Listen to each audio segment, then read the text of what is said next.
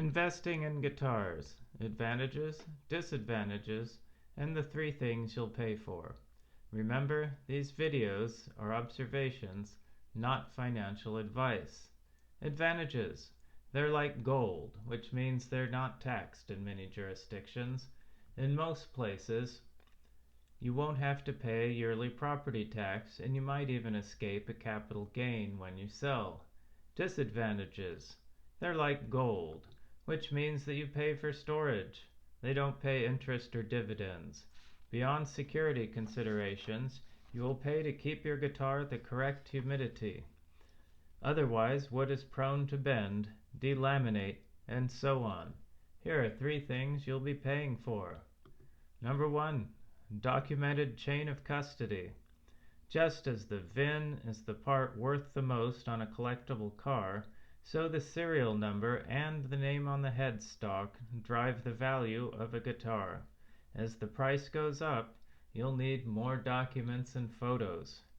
As prices keep climbing and instruments make their way into museums, watch for a shrinking market inventory. They will unmask many fakes, and the technology they use for wood and paint analysis will become more available, which will in turn unmask more fakes.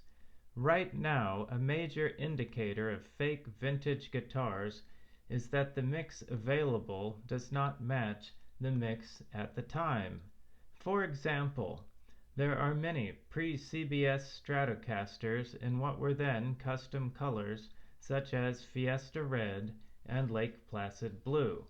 At the time, such things cost extra and were often special orders.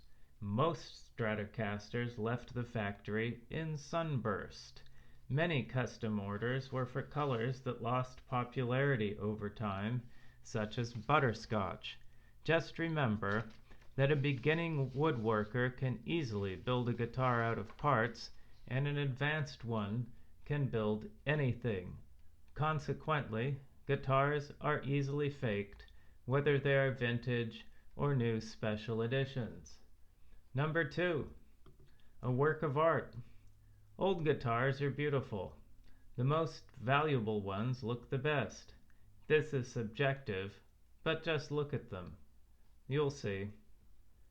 Number 3. A unique sound. Take this one with a grain of salt. Each instrument will have its own sound, but there was more variation as you go back in history.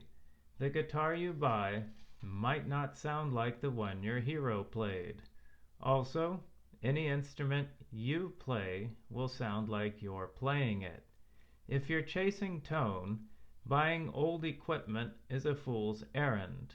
For example, if your hero made hits in 1967, you're more likely to recreate the headaches of old technology than you are to generate the dialed-in tone you have in mind. Chasing tone is best done with software and modeling amps. Which guitar you plug in them is a minor variable. So that's it. The advantages, disadvantages, and what you pay for when you're collecting guitars. Did we miss anything? Let us know in the comments.